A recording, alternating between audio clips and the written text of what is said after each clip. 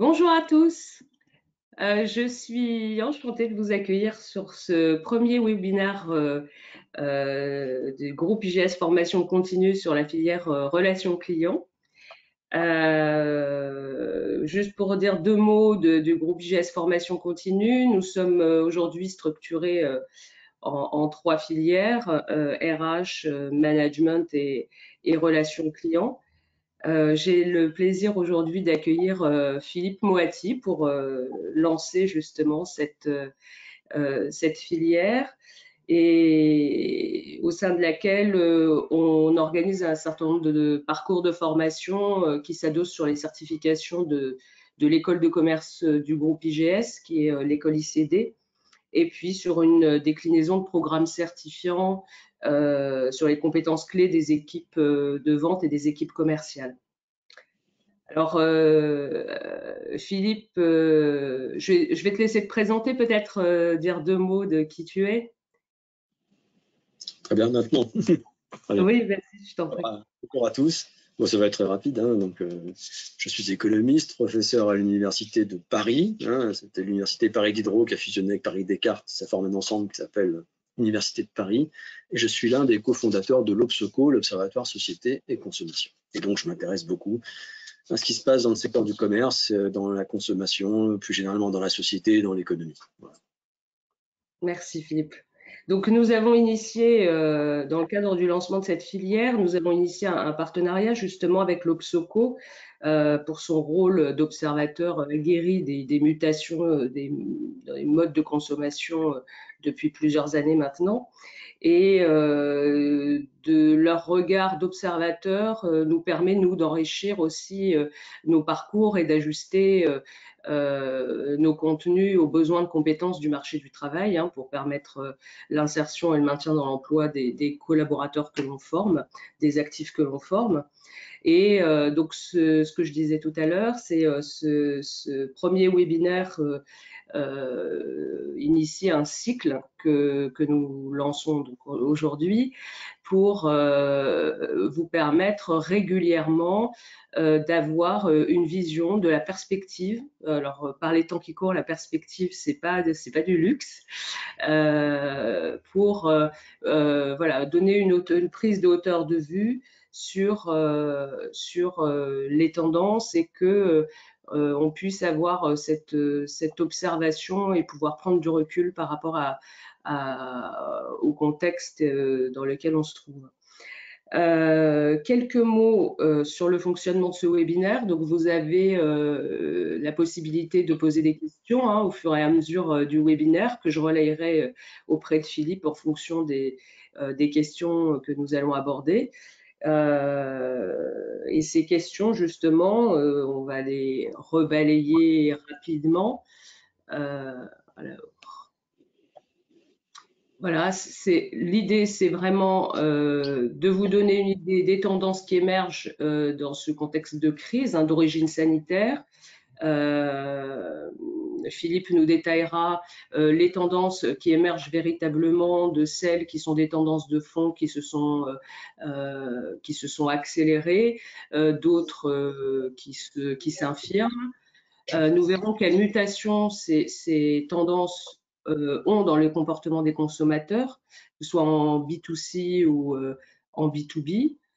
Qu'est-ce que ça implique en matière de relations clients, ces mutations-là? Comment s'adaptent les entreprises dans l'offre de services et l'offre produit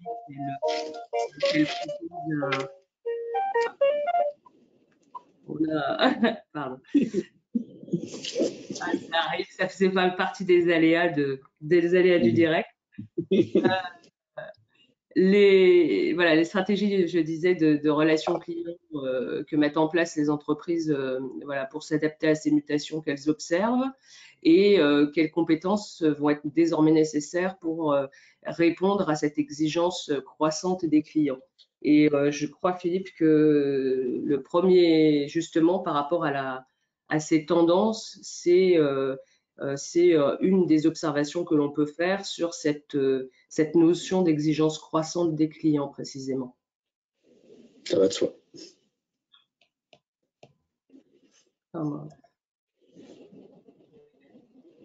Philippe, c'est à vous. Dites-nous, racontez-nous un peu ce que vous observez. Vous avez eu des études récentes très, très intéressantes justement assez fines, justement sur le comportement des consommateurs. Qu'est-ce que vous pouvez nous raconter de ces tendances? Non, il faut être très, très prudent, hein, parce que d'abord, on est à chaud, dans des circonstances exceptionnelles. Donc, toute la difficulté de l'exercice, c'est d'arriver à démêler ce qui est éphémère de ce qui est structurel, quoi. Donc, c'est la chance à l'Obsoco d'avoir mis en place un dispositif d'études, à la fois quali et quanti, qui nous permet de réunir du matériau qui est autant de matière à réflexion. Donc, sur cette base-là, on peut commencer à avancer quelques hypothèses. Alors, une des hypothèses que nous avions quand nous sommes rentrés dans cette crise, c'était de se dire qu'elle aurait sans doute vocation à intensifier un mouvement qui était déjà là, qui était une très forte sensibilité à la question environnementale et que ça aurait un impact sur les comportements de consommation. Donc, nous avons calibré nos enquêtes pour essayer de mesurer cette tendance, avec l'idée d'ailleurs qu'elle était certainement nourrie par le discours des intellectuels, surtout lors du premier confinement, qui était vraiment à nous expliquer que là, on payait un peu les conséquences de la crise environnementale, qu'il faudrait qu'absolument le monde d'après soit très différent du monde d'avant parce qu'on aurait accéléré la transition écologique. Donc voilà, cette petite musique, on pensait qu'elle aurait vraiment un effet sur les attitudes et les comportements. Et en réalité, non, on l'a pas noté. La crise ne semble pas avoir eu d'effet en la matière. Mais il faut dire qu'on partait d'un niveau haut. Hein, la montée de la conscience environnementale et la volonté de traduire cette conscience en actes de consommation, c'était déjà accéléré très fortement en 2018 et 2019. Donc, pas d'accélération, mais on reste à un point haut. Donc, ça veut dire que ça reste un déterminant fondamental des comportements de consommation, en tout cas pour toute une partie importante de la population.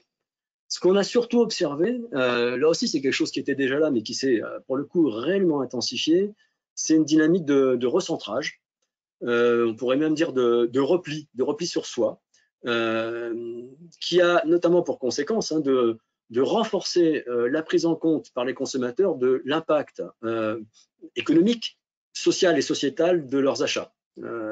Alors ça, on le voit vraiment à différents niveaux, comme des poupées russes emboîtées, hein, du macro au micro.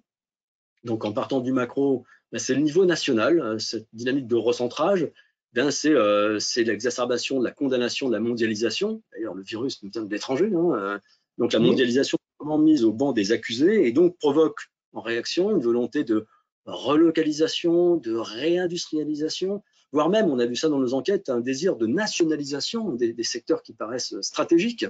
Et donc, en gros, c'est le thème du souverainisme qui a émergé durant cette période. C'était un terme qu'on utilisait dans certains milieux, mais c'est rentré dans le débat public, quoi. Et dans la consommation, ça se traduit par, au moins au niveau du déclaratif, sans doute aussi au niveau des comportements, par la volonté d'acheter français, hein, la recherche du Made in France, en tout cas pour ce qui est des biens non alimentaires, quand une offre nationale existe. Hein. Un niveau plus fin, c'est le repli sur le local. Le local, c'est vraiment le mot clé, je crois, de la période que nous traversons, hein, avec pour beaucoup de nos concitoyens un fort sentiment d'appartenance à son territoire. Alors ça peut être la région, ça peut être le département, ça peut être la commune, ça peut être géométrie variable. Hein. Alors quand on est francilien, on ressent peut-être moins ça, mais dans le reste du pays, c'est très fort et qui amène à la volonté de contribuer par sa consommation à la pérennité de ce territoire, à sa prospérité. Donc là où c'est le plus visible, c'est sur l'alimentaire, hein, où il y a un vrai engouement, une vraie demande de produits alimentaires locaux, hein, qui, si possible, en circuit court, mais voilà, à travers sa consommation, contribuer à la dynamisation économique du territoire. Ça profite également au commerce de proximité. Alors ça, on l'a vu hein, pendant le premier confinement. Le commerce de proximité en a tiré profit incontestablement, alors, en grande partie en raison des contraintes imposées à la mobilité des consommateurs. Mais malgré tout, dans nos enquêtes, on voyait que pour certains, hein, on se faisait un devoir de dépenser son argent dans le commerce de proximité pour le soutenir hein, dans cette adversité. Et on voit là, avec le deuxième confinement, que le commerce de proximité, indépendant en particulier, est vraiment au cœur des débats hein, sur comment faut-il gérer ce confinement, parce qu'on a conscience que de l'utilité sociale de ce commerce et il y a une vraie envie, un vrai désir collectif de le soutenir. Encore à une échelle plus fine, vous avez un repli sur la sphère domestique, et au sein de la sphère domestique, la famille, hein, qui est la valeur auquel les Français sont massivement attachés depuis fort longtemps. On a, dans une de nos enquêtes, demandé à un échantillon représentatif de Français d'évaluer l'expérience du confinement, en mettant une note allant de -5 à +5. La moyenne qu'on a obtenue, c'est un +1 et des brouillettes. Je n'ai plus le chiffre précis en tête, mais en gros, en moyenne, les Français ont apprécié le confinement. Alors, ça ne doit pas faire oublier que certains l'ont vécu dans des conditions catastrophiques et pour eux, ça a été plus proche d'un cauchemar que d'un rêve. Hein. Mais en moyenne, ça a plutôt plu. Et quand on interroge sur ce qui a plu, c'était de rester à la maison, et notamment de manger à la maison. C'est-à-dire qu'on s'est retrouvé en famille. Et, la vie de famille a trouvé une épaisseur inédite, parce qu'on a eu enfin du temps. Hein, on n'était pas pris par le quotidien, stressé, etc. On a pu partager des choses en famille. Donc ça a renforcé quelque chose qui était très présent. Et puis, dans un contexte de crise sanitaire, de virus qui est à l'extérieur, la maison, c'est la protection, c'est l'enveloppe protectrice, quoi. Donc le logement, l'habitat était déjà très investi par les Français avant la crise, mais il en sort extrêmement investi. Et on a vu d'ailleurs dès les premiers jours du déconfinement que les secteurs du commerce qui avaient le mieux redécollé, voire en faisant mieux qu'avant la crise, étaient tous les secteurs qui touchaient de près ou de loin à la maison. Voilà. Et enfin, peut-être un dernier niveau de repli, le repli sur soi en tant qu'individu. Cette agression par le virus fait que déjà, on était très, très sensible à sa propre santé, mais là, ça devient une obsession. On veut se protéger et trouver les moyens efficaces de parer à toutes les agressions extérieures. Et puis, à un niveau peut-être un peu plus spirituel, la recherche du bien-être. Alors, ça passe à la fois par l'entretien de son corps. On a vu aussi que l'exercice physique a été très stimulé. Les magasins d'articles de sport ont très, très bien fonctionné. Et puis, la recherche d'un bien-être par la méditation, voire la prière, etc. Donc, une forme d'introspection favorisée par ce climat très anxiogène. Donc, voilà les tendances de fond qu'on a pu observer, mais il faudra surveiller la suite, évidemment. C'était déjà des tendances qui étaient là, elles ont été amplifiées, et il y a de bonnes chances qu'elles perdurent dans l'avenir, en tout cas dans les mois qui viennent, à un horizon raisonnable. Tout ce qu'on vient d'évoquer sera certainement encore très présent et devra influencer les stratégies des acteurs qui s'adressent aux consommateurs.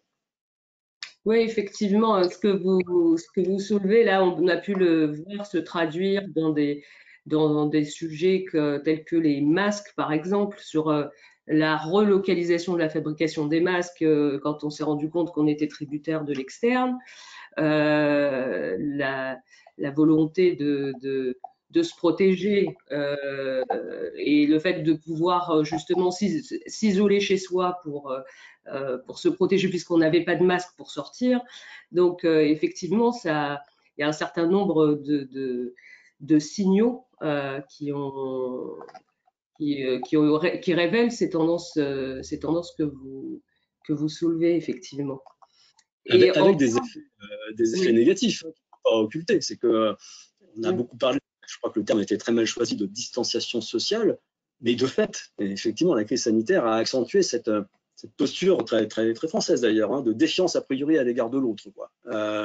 Donc, ça ne va pas arranger le vivre ensemble, si vous voulez. Il y avait déjà des forces de fragmentation de la société qui étaient à l'œuvre.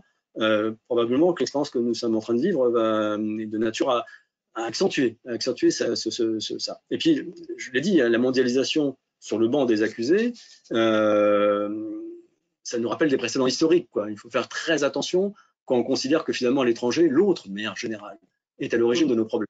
C'est une pente très glissante. Donc, il faut faire attention, des points de vigilance intéressants, importants à surveiller, mais en même temps, si nous met à la place des industriels et des distributeurs, des commerçants, il faut surfer sur ces tendances pour arriver à répondre aux aspirations des consommateurs. Alors justement, j'ai une question là sur cette tendance du repli sur soi. Est-ce qu'elle est, juste française ou c'est une tendance qui est plus globale? Écoutez, nos enquêtes sont essentiellement des enquêtes qui portent sur des échantillons de la population française. Mais il suffit de regarder, par exemple, l'évolution du paysage politique chez nos voisins, au nord, à l'est, outre-Atlantique, pour se rendre compte qu'effectivement, ces forces qui ont un relent identitaire très, très fort et localiste, on les trouve un peu partout. Donc en fait, en quelque sorte, et encore, je répète, c'était déjà prévalent avant la crise sanitaire. on a une sorte de remise en cause des acquis de la modernité et qui se traduit par un relent de quête identitaire, quoi. Et bon, ça c'est dangereux, hein, faut le dire très clairement, mais d'un point de vue strictement commercial, hein, des implications qu'il faut saisir, quoi, hein. Le localisme, je crois que c'est vraiment le terme qui ressort, grandit par la crise sanitaire. Et ce qui est intéressant dans les enquêtes, on s'est rendu compte que ce localisme, il rassemble une très importante de la population en combinant, en trouvant un terrain d'entente entre deux extrêmes.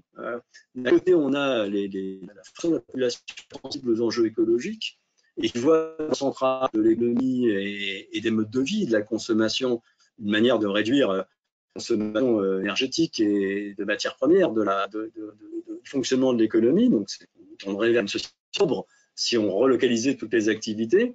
De l'autre côté, on a une fraction de la population un peu moins attendue aux questions environnementales, mais très attachée aux questions d'identité, très inquiète des conséquences de la mondialisation sur l'identité nationale, sur l'identité régionale, etc. Et qui, eux aussi, appellent de leur vœu une relocalisation de l'économie à des petites échelles et un ancrage de la vie quotidienne dans la proximité. Donc, quand on réunit ces deux composants de la société, vous avez un socle qui est numériquement extrêmement important. Et sans nul doute, ça sera bien compris par les politiques qui vont probablement surfer là-dessus.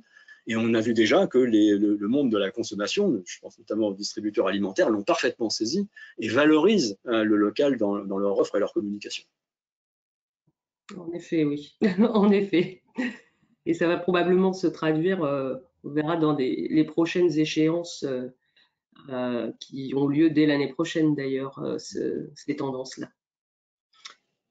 Si je ne vois plus d'autres questions pour le moment dans notre chat, alors si j'en vois une. Alors le problème, c'est une première pour moi, donc voilà. Est-ce que ah oui, est-ce que c'est ce que vous avez un peu évoqué tout à l'heure par rapport aux types de commerces qui ont connu un essor à la sortie du confinement. La question, elle est sur la notion du repli sur soi, encore une fois. Est-ce qu'elle va de pair avec le développement de type loisirs créatifs, bricolage, tricot, cuisine, sports cérébraux vous l'avez un peu évoqué tout à l'heure, mais c'est vrai que ce sont des marchés probablement. Oui, mais d'ailleurs, je pense que j'y reviendrai plus tard. Mais effectivement, alors là aussi, c'était déjà là, l'engouement des Français pour le faire soi-même, et plus généralement, c'est actif, mais ça s'est nettement renforcé, quoi. À la faveur du temps gagné, en quelque sorte, hein, et du fait qu'on soit cloisonné à la maison, on a occupé une partie de son temps à ça, notamment à faire la cuisine. C'est certainement l'activité qui en a le plus occupé, mais aussi avec le bricolage, la décoration, etc. Et donc, on sait que le faire soi-même, ça coche vraiment plusieurs cases des tendances sociétales lourdes. L'hédonisme, hein, le plaisir qu'il y a à faire, hein, les économies éventuellement qu'on peut faire en faisant soi-même plutôt qu'à recourir au marché, le fait de savoir exactement comment ça a été fait. Quand on est dans un contexte de défiance par rapport aux grands acteurs de l'offre, on soupçonne quelquefois de vouloir nous empoisonner, etc.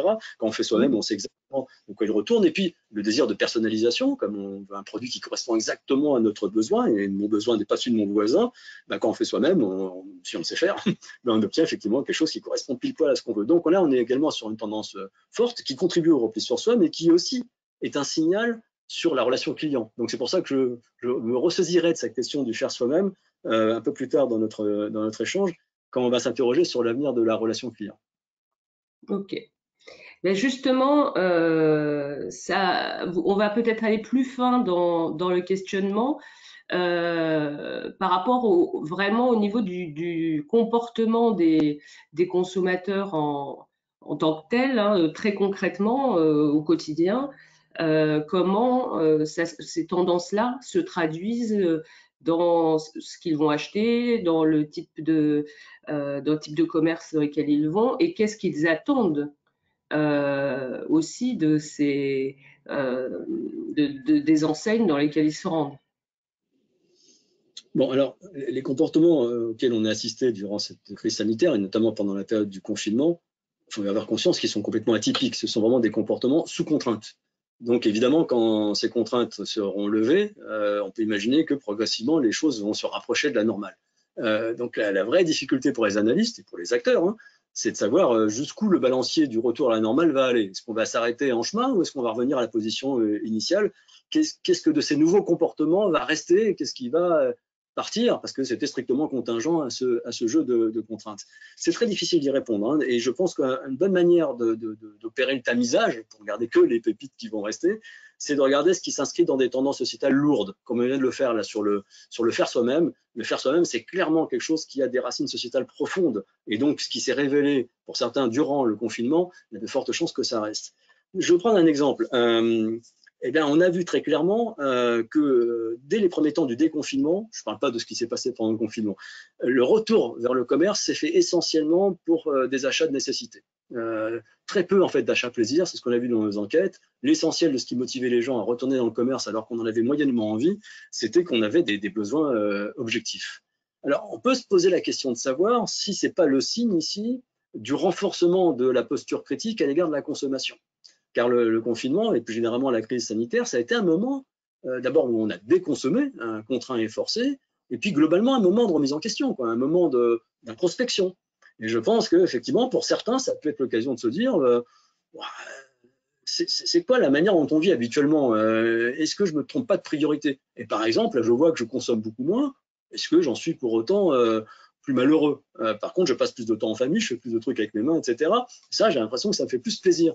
Vous voyez, donc on peut émettre l'hypothèse que cette expérience collective que nous avons vécue pourrait pousser vers quelque chose de beaucoup plus radical, qui est une forme de déconsommation consentie cette fois-ci, hein, qui se traduirait par le fait que, comme on l'a vu au premier temps du déconfinement, ben, les anciennes achats correspondraient à des achats nécessaires et pas à des achats plaisir, ce qui serait quand même un cataclysme, hein, sur un grand nombre de marchés de consommation. Alors, je doute que ce soit une tendance générale, très honnêtement, mais très clairement, on a le sentiment que oui, ça touche une partie de la population qui était déjà dans une posture de doute, hein, par rapport à l'hyperconsommation, et probablement trouver dans l'épisode que nous sommes en train de vivre de quoi conforter cette posture.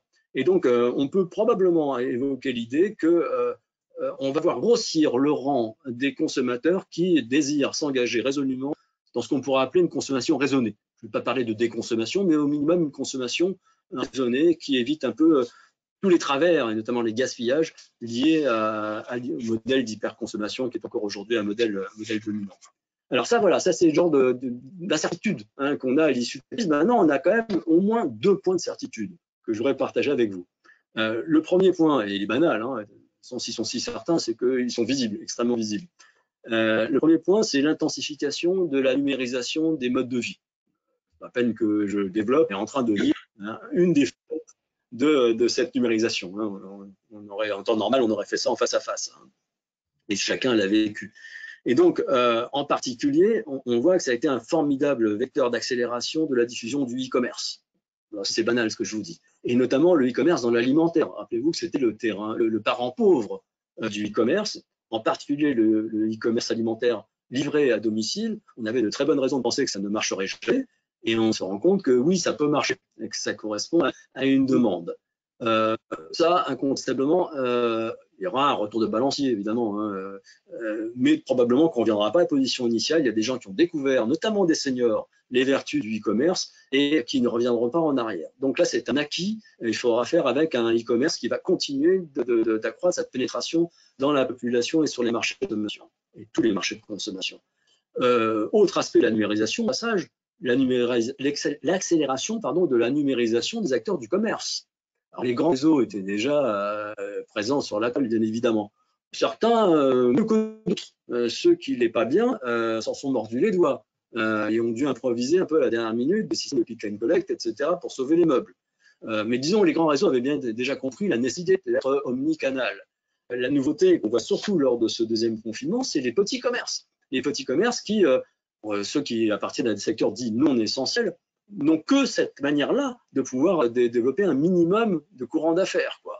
Et on voit effectivement que les uns et les autres sont en train d'essayer de s'engager un peu à marche forcée dans la numérisation et notamment le e-commerce, et qu'ils trouvent face à eux des prestataires qui leur font la courte échelle, des petits et des grands, des initiatives comme certains grands distributeurs qui, là aussi, leur ouvrent les portes de leur site, voire les portes de leur drive.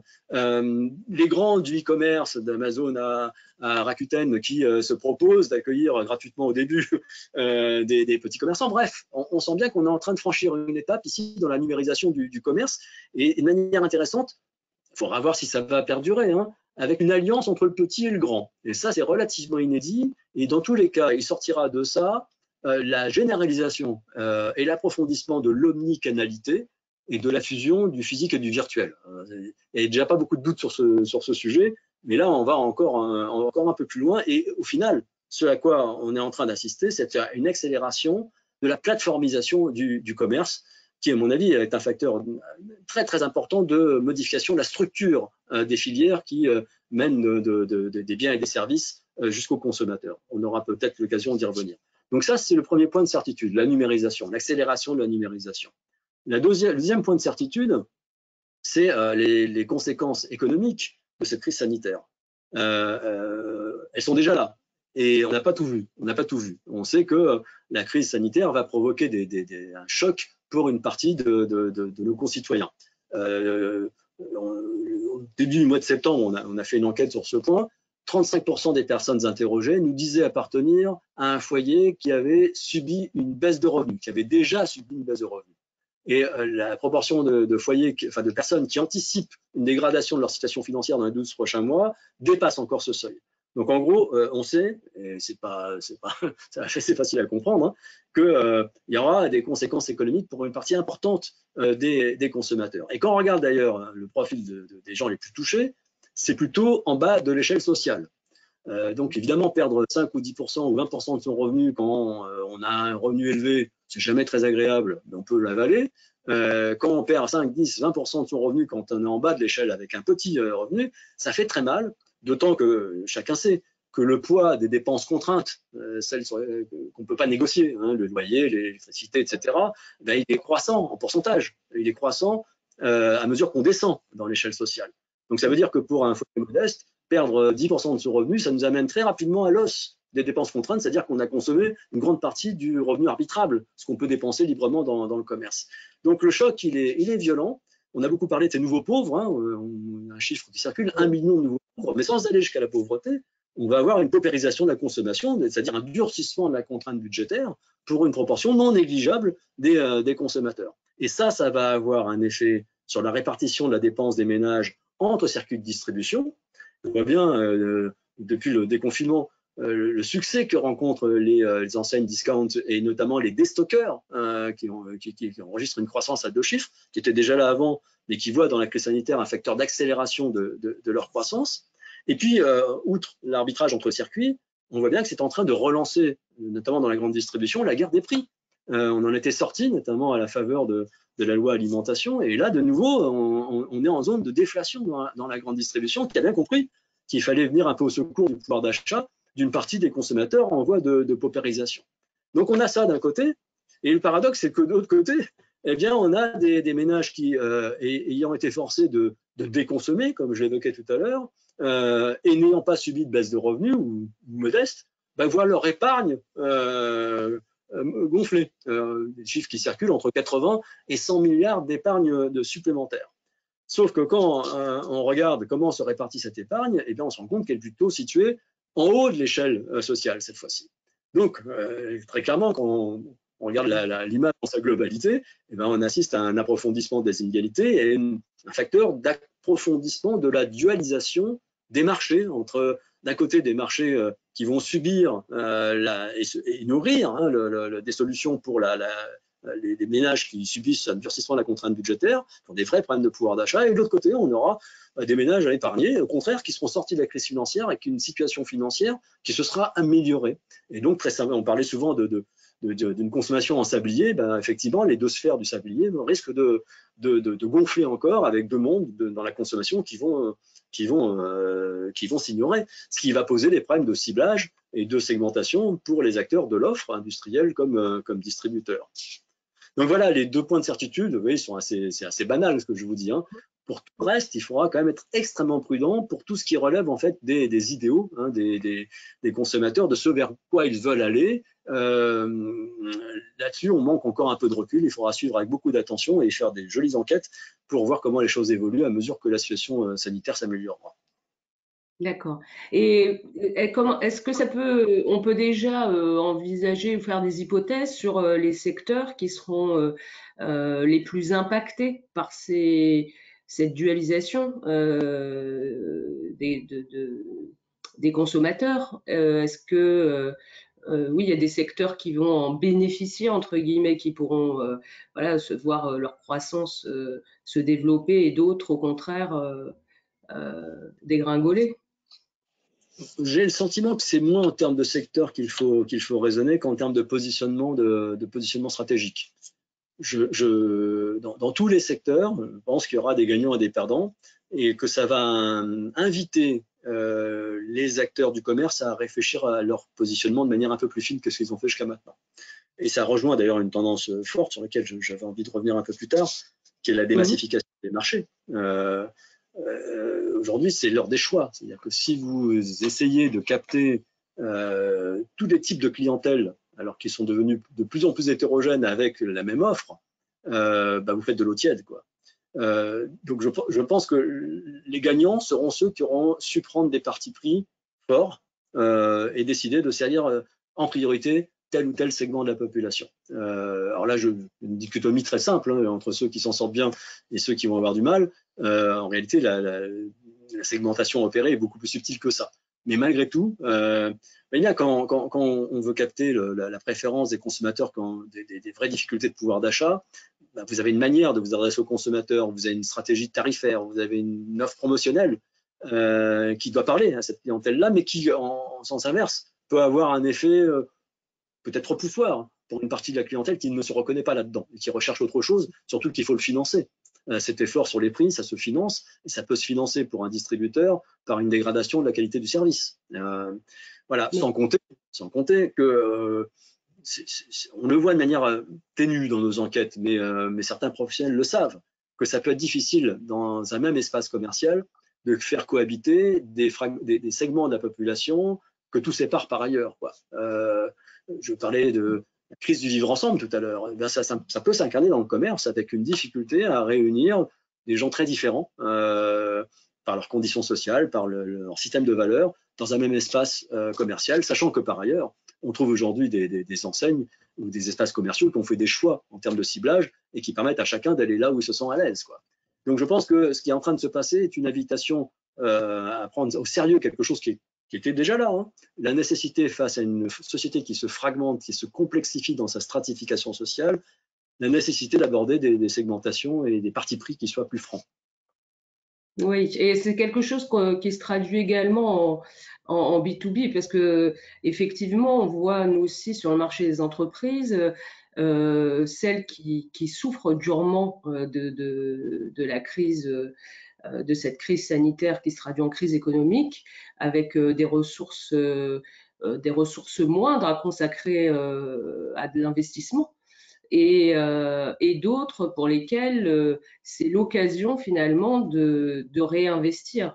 Donc, et effectivement, c'est difficile de mélanger dans une offre de service voilà, je dirais ces deux typologies d'entreprises, enfin en tout cas des collaborateurs de ces deux typologies d'entreprises-là, parce que vous en avez une qui va être moins disante sur l'investissement qu'elle va mettre sur le développement des compétences de ses collaborateurs, par exemple, pour prendre l'exemple du marché de la formation continue, donc voilà, qui va pouvoir mettre un financement à minima, et puis une autre qui va vouloir que les conditions de réalisation de la formation soient optimales, qui va plutôt miser sur de la fidélisation, mais parce qu'elle a les moyens de le faire sur du long terme. Alors que, et effectivement, ça, en B2B, ça nécessite d'ajuster des offres de services qui ne sont pas effectivement adressées aux mêmes cibles. Pour certaines, on va être davantage sur le prix et pour d'autres, davantage sur ce que les prestations qui sont couvertes par le tarif qu'on propose. Donc, Oui, en B2B, ça nous renvoie de manière un peu plus basique, disons, au caractère très, très injuste de la manière dont la crise a frappé les secteurs, quoi. Des secteurs qui sont exsangues, hein, on les connaît tous, et d'autres finalement qui ont même profité de la crise. Donc là, ça va créer des différenciations de capacité à envisager l'avenir, de capacité financière même, hein, très, très, très fortes. Sur les marchés de consommation, ça nous renvoie davantage à une dimension socio-économique. On est sur des ressorts un petit peu différents et qui peuvent toucher à la fois des secteurs qui continuent d'être prospères et des secteurs qui sont en difficulté. En tout cas, dans les relations interentreprises, le durcissement de la contrainte budgétaire qui attise la concurrence par les prix, hein, voire même a l'air de réveiller la guerre des prix dans la grande distribution, ça risque de remonter en cascade vers l'amont. Ça, on sait que la grande distribution est capable d'user de son pouvoir de négociation pour nourrir sa compétitivité dans la guerre des prix, donc en faisant pression sur ses fournisseurs. Donc ça risque d'être un facteur de déstabilisation dans les relations B2B. Oui, c'est une des questions d'ailleurs qui a été posée. Qui a été posée dans le chat. Si vous voulez bien, on va voir ce que ça implique en matière de relations clients, hein, ces comportements, ces tendances et tous ces éléments de contexte que vous voulez nous décrire avec beaucoup de précision. Alors, je dois opérer, voilà. Voilà. Ouais. Donc moi je trouve qu'on est un peu sur une pente glissante, hein. On sait que quand la conjoncture est pas bonne, globalement, les consommateurs sont plus attentifs au prix, avec le modulo, ce que je viens de vous dire, hein, sur la dualisation, et que on a par ailleurs des acteurs qui ont faim, des acteurs du commerce et en amont des industriels qui les fournissent, qui ont faim, parce que quand même, pour la plupart, il y a quand même un manque à gagner. Et donc il faut relancer la machine à vendre. Et on sait que c'est pas forcément les meilleurs moments pour innover, hein. On fait ce qu'on sait faire. Et la manière la plus simple de relancer les ventes quand on est dans le commerce, je crois que c'est un secret pour tout le monde, c'est d'appuyer sur le bouton de la promotion. On était déjà dans beaucoup de secteurs, je pense au secteur de l'habillement en particulier, dans un emballement émotionnel qui finalement n'a même pas réussi à relancer le marché, soit dit en passant. Il y a vraiment à craindre que dès lors que les commerces vont rouvrir, qu'on reparte comme ça sur une surenchère promotionnelle pour se dépêcher de faire du chiffre et d'essayer de répondre à cette perception qu'on a d'une demande qui serait particulièrement sensible au prix. Le risque de ça, c'est d'abord c'est avant tout détruire de la valeur, quoi.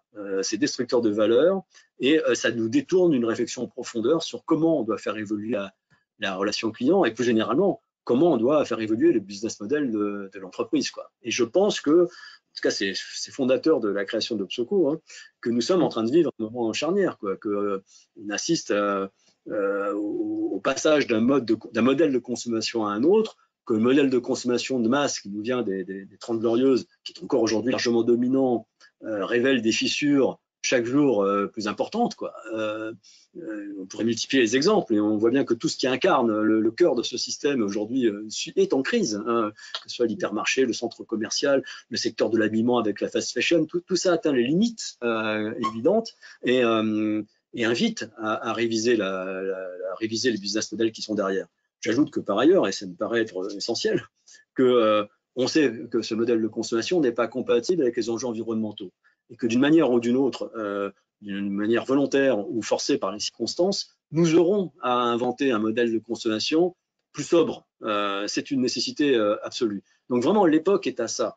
Et donc je crains que cet épisode qui a mis beaucoup d'acteurs de l'offre en difficulté ne ralentisse cette dynamique. Voilà. Ceci étant dit, je pense qu'il y a sur la relation client, parce que il y a deux niveaux d'action. Un niveau qui est tout bête, mais que je tiens à rappeler, c'est la chasse aux irritants. C'est vraiment tout bête, hein. Mais c'est le consommateur qui vous parle, là, c'est pas l'expert.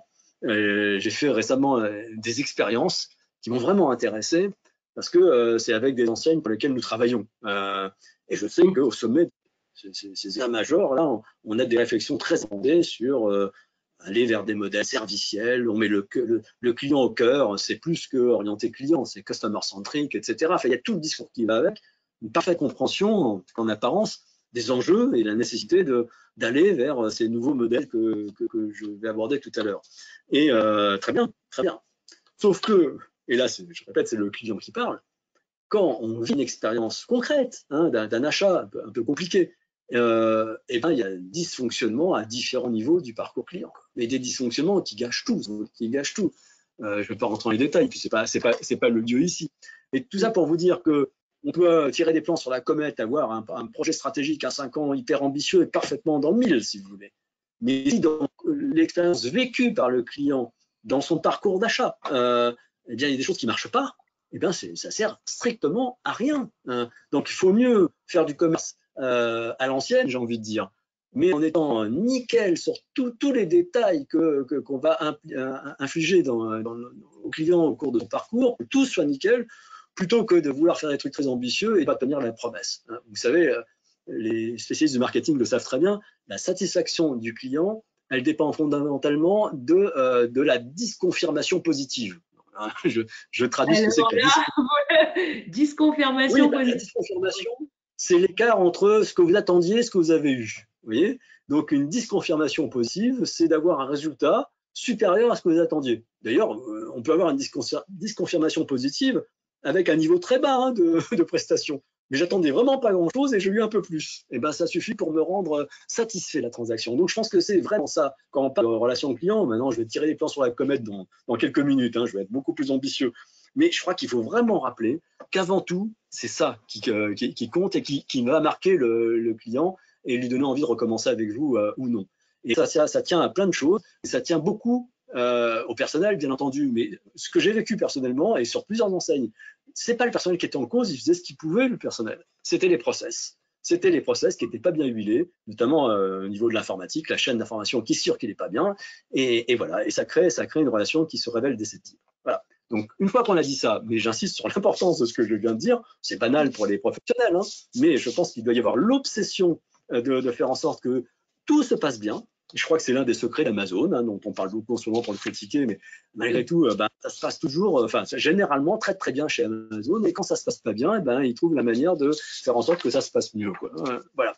Alors, une fois qu'on a dit ça, je pense malgré tout qu'il faut, l'époque est propice et favorable à une réflexion en profondeur sur comment on continue d'œuvrer sur les marchés de consommation et comment on prend à bras le corps cette idée qui me paraît essentielle que le modèle ancien prend l'eau et qu'il est urgent d'inventer le modèle de demain.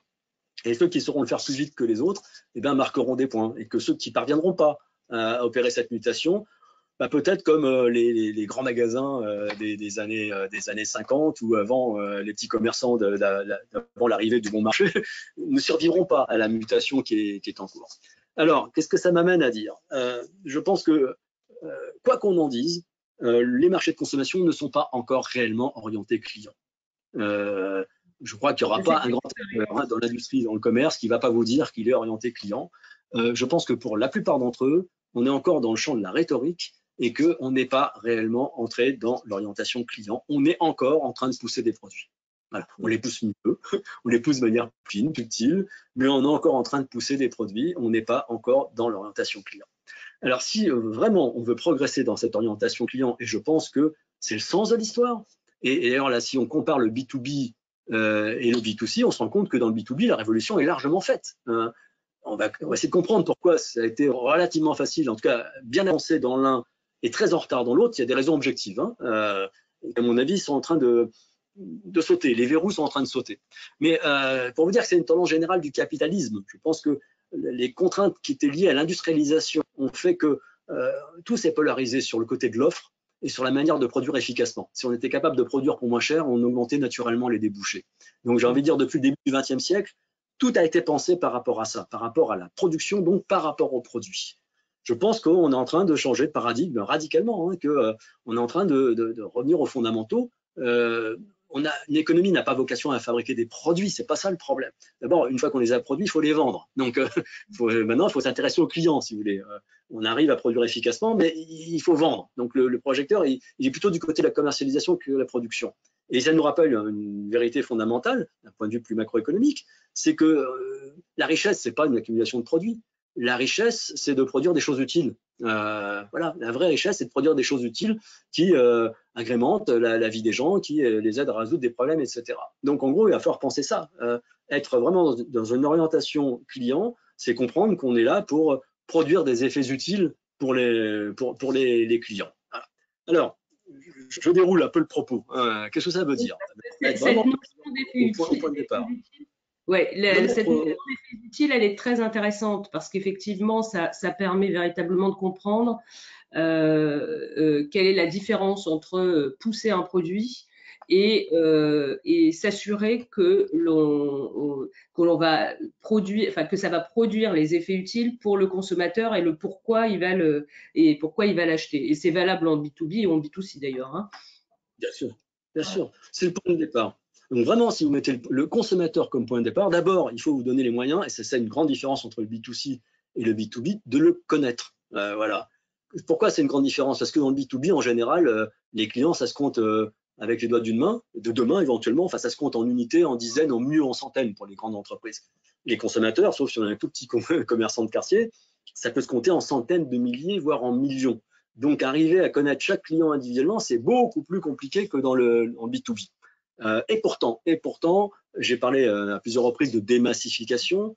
Ça nous renvoie à l'évolution de la structure de la société, hein, avec l'avancée du processus d'individualisation. Eh bien, nous sommes de plus en plus différents les uns des autres, et en plus, nous revendiquons notre différence. On déteste être considéré comme un élément d'un tout. Nous sommes des êtres singuliers, pas seulement comme consommateurs, hein, mais quand on est consommateur, on entend que cette singularité soit reconnue. Donc les marchés sont complexifiés par cette démassification.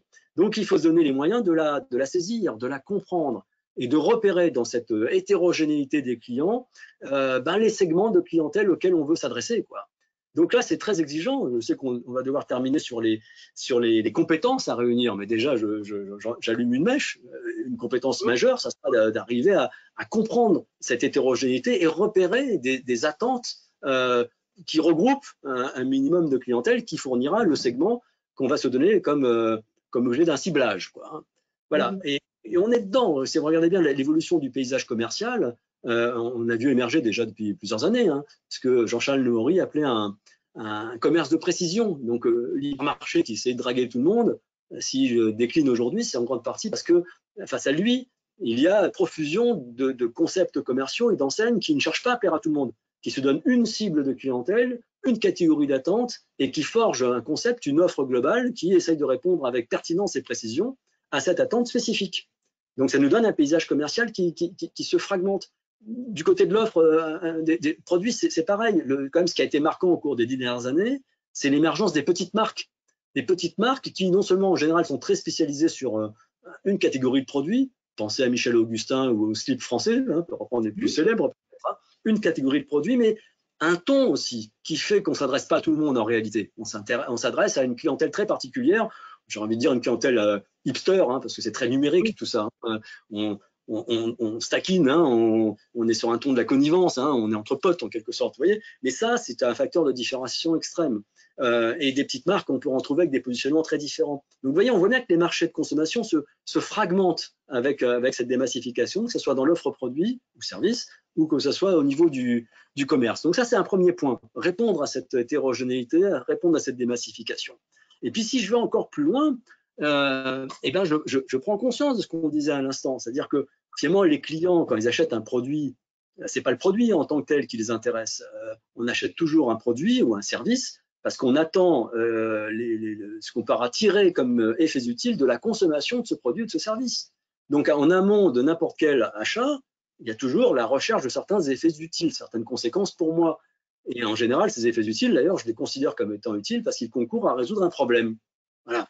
Donc, c'est banal ce que je vous dis. Et encore une fois, dans le B2B, c'est compris depuis déjà très longtemps, hein, qu'en amont de n'importe quelle demande d'un consommateur, il y a un problème qui fait qu'on est à la recherche d'effets utiles et qu'on pense qu'on va trouver ces effets utiles dans la consommation de tel ou tel produit.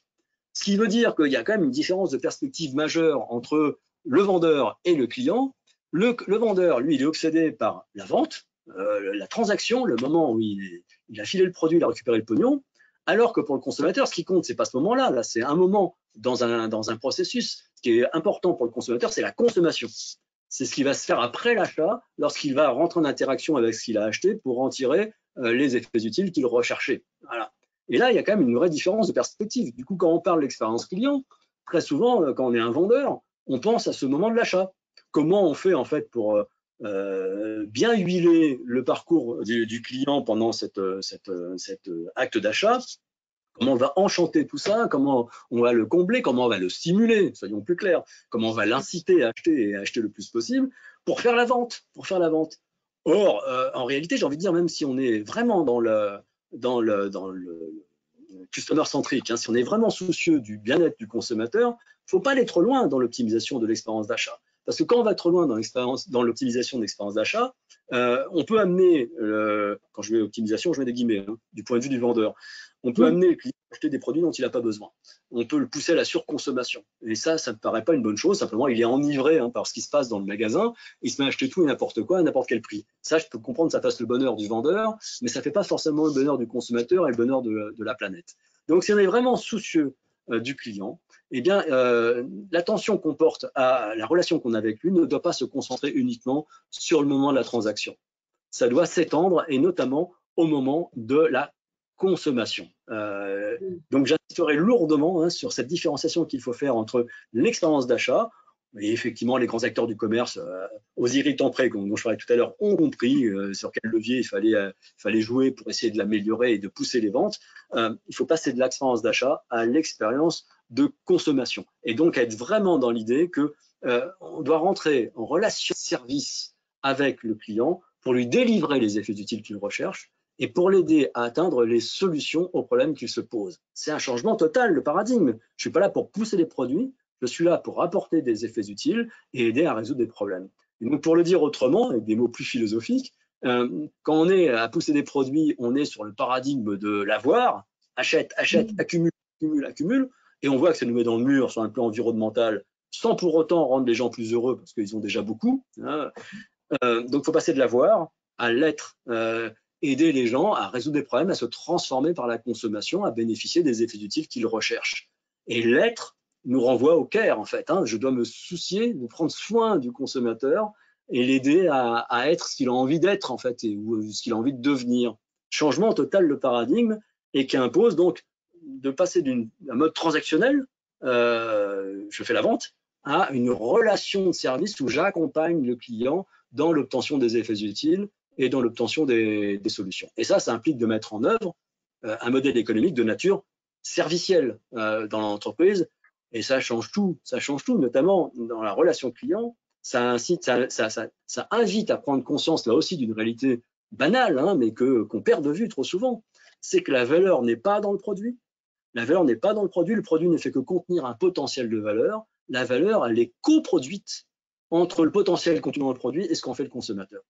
C'est au moment où le consommateur consomme qu'il extrait la valeur, qu'il révèle la valeur, qu'il actualise la valeur qui était contenue dans le produit. Donc c'est un moment critique pour le consommateur. Si cette opération de coproduction se fait mal, eh bien j'ai gâché mon pouvoir d'achat et mon expérience de consommateur, de consommation, elle est mauvaise. Donc il faut que l'entreprise se soucie de la manière dont s'opère cette phase de création de valeur, de co-création de la valeur, et soit aux côtés du consommateur, même si la vente est passée, hein, l'argent est encaissé, être aux côtés du consommateur dans ce moment critique où se crée la valeur. Alors ça veut dire 1000 choses, mais qui sont des chantiers de redéfinition de la relation client. C'est d'abord s'assurer que le client a tout ce qu'il faut pour réussir cette opération, notamment en termes de compétences, est-ce qu'il a les savoir-faire, est-ce qu'il est suffisamment guidé sur la manière dont il faut s'y prendre, avec les tutos, les didacticiels, etc. S'il y a un problème, est-ce que je peux effectivement compter sur le soutien de la marque ou de l'enseigne qui m'a vendu les choses, contrôler au final que le résultat est bien obtenu. Bref, être dans une relation qui prend de l'épaisseur, qui ne se concentre pas uniquement sur le moment de la transaction, mais qui commence avant pour bien sentir la nature du problème qu'il s'agit de résoudre ou de contribuer à résoudre, c'est pendant l'acte d'achat, mais surtout pendant l'acte de consommation, et après, pour s'assurer qu'effectivement, le résultat recherché est bien obtenu. C'est une redéfinition complète de ce qu'on appelle la relation client. Oui, c'est ce que vous évoquez, ça va nous permettre de faire d'ailleurs de passer à la question suivante, puisqu'il nous reste encore quelques minutes. C'est finalement l'étirement du temps de la relation. C'est-à-dire que jusqu'ici, sur cette logique de massification, finalement, il y a eu une espèce de contraction de la relation uniquement sur le moment de la transaction.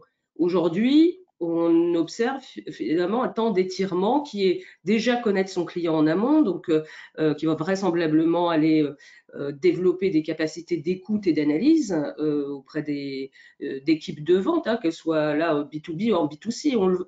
En B2B, on le voit, voilà, le niveau d'écoute et la qualité d'analyse qui est attendue par les entreprises, elle s'approche même parfois d'une relation de conseil, de proximité. Enfin, vous êtes en accompagnement de votre commanditaire, en fait, hein, de votre donneur d'ordre sur toute la chaîne jusqu'au déploiement, la mise en œuvre.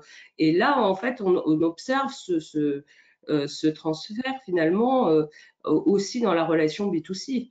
Et si je fais un peu de provocation par rapport à ce que vous disiez sur les effets utiles, finalement, si on reprend la phrase de Séguéla qui dit qu'à 50 ans, si on n'a pas une Rolex, on a raté sa vie, je dirais l'entreprise qui aurait compris la notion d'effets utiles, ce serait celle qui louerait des Rolex toutes les semaines, parce que ce qu'on cherche quand on porte une Rolex, c'est à montrer aux autres qu'on a une Rolex, c'est pas à la posséder. Donc là, je pousse volontairement le bouchon un peu loin, mais ce serait vraiment une offre de service pluguée sur les effets utiles.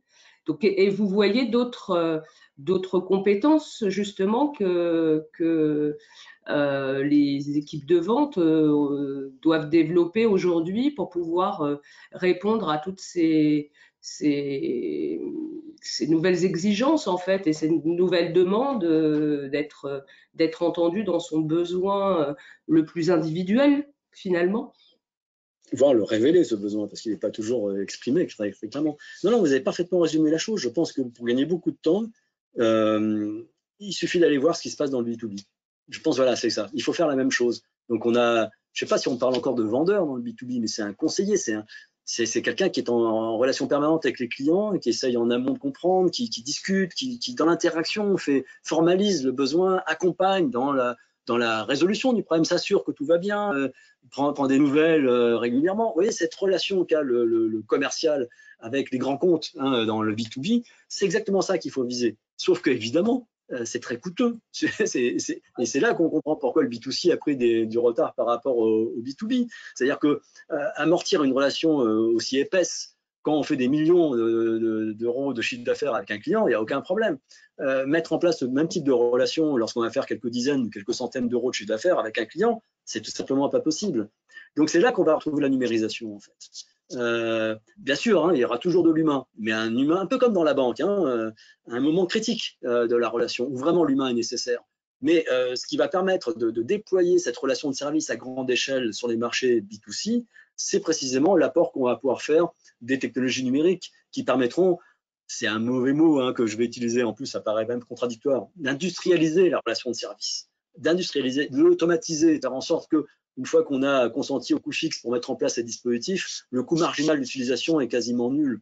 Je vais prendre juste un exemple qui va faire gagner beaucoup de temps. Regardez la qualité de la préconisation que fait Netflix en matière de films à regarder. Quoi. Si vous en avez déjà vu un certain nombre, l'intelligence artificielle des algorithmes apprend à vous connaître et vous fait des recommandations qui sont pile poil, hein, avec un degré un pourcentage de chances que ça vous plaise. Quoi. Et en général, ça marche plutôt bien. Coût d'utilisation du dispositif, coût marginal, nul. Donc ça coûte rien d'être extrêmement pertinent finalement dans la recommandation une fois qu'on a développé l'outil numérique qui va bien. Quoi. Donc je pense que la solution elle est là, c'est de combiner des compétences humaines au contact du client. C'est vraiment le personnel de contact qui doit déployer une capacité de compréhension des enjeux, d'empathie avec le client, et être vraiment cette capacité d'accompagner le client dans les moments critiques où l'humain est absolument indispensable. Et à côté de ça, automatiser beaucoup de choses en fait avec alimentés par de la data et qui font travailler des algorithmes. Ça veut dire qu'il faut une compétence centrale, qui est une compétence en intelligence artificielle, en data, en fait, au carrefour du marketing, de l'informatique et des statistiques. Donc, aux deux niveaux, il y a des nouvelles compétences qui doivent se doter, des compétences centrales sur tout ce qui est très technique et qui est très compliqué et très coûteux à acquérir, en réalité, mais absolument indispensable, je pense, pour les grands acteurs ici. Hein. Et puis sur le terrain, c'est plus des commerciaux, c'est beaucoup plus que des commerciaux qu'il faut. Et il faut les voir comme vraiment le nerf de la guerre, ceux qui vont faire vivre et incarner la relation client au quotidien dans cette perspective de relation de service. Oui, tout à fait. Il y a une vraie montée en compétences des premiers niveaux même, hein, parce que le secteur du commerce, notamment, a été un secteur intégrateur, justement, de gens qui arrivaient sans forcément avoir de qualification et qui pouvaient avoir un accès et évoluer hein, dans le secteur du commerce. Aujourd'hui, sur des premiers niveaux, hein, même de relations clients en magasin, ça nécessite un niveau de compétence, de capacité d'analyse. Alors tout ça se résume autour des thématiques des soft skills qui permettent finalement aux clients de faire émerger sa demande réelle et pas ce qu'il exprime quand il dit j'ai besoin de telle boîte ou de telle taille de pantalon, c'est pourquoi faire. Et ce pourquoi faire, en fait, et ce questionnement autour du pourquoi faire, qui est à développer comme aptitude aujourd'hui dans les équipes de vente. Et qui s'ajoute à la connaissance parfaite des produits. Oui, aussi, oui. Ah, oui. Oui. Nous arrivons au bout. Alors, il y avait encore une petite question que je trouvais intéressante. On arrive au bout de notre webinaire, mais je vous la pose quand même en 2 mots. C'est est-ce que vous avez des exemples d'enseignes qui auraient radicalisé leur positionnement après le premier confinement? Non. Non. Non, j'en sais pas. Et alors, je ne sais pas si c'est par ignorance, mais j'ai l'impression que c'est pas vraiment l'heure immédiate hein, n'est pas au changement de stratégie radicale. On est plutôt à essayer de gérer au jour le jour les conséquences de la crise. J'ai pas l'impression qu'on soit autant des grandes manœuvres stratégiques. Ça va venir, hein, ça va venir quand tout ça sera calmé. On va se poser, on va mesurer effectivement les conséquences que tout ça aura eu, et je pense qu'on va revenir à la haute stratégie. Là, je pense qu'on essaie de faire en sorte que les process fonctionnent à peu près, et c'est déjà pas mal, quoi. Bon. Je vous remercie Philippe en tout cas pour tous ces éclairages et cette prise de hauteur et franchement en cette période ça fait du bien parce que ça redonne de la perspective. Évidemment c'est Merci de nous avoir écoutés. je vous remercie en tout cas à tous hein, pour avoir participé. J'ai essayé de rendre compte au maximum des questions qui étaient posées en lien avec les thématiques que nous avons développées.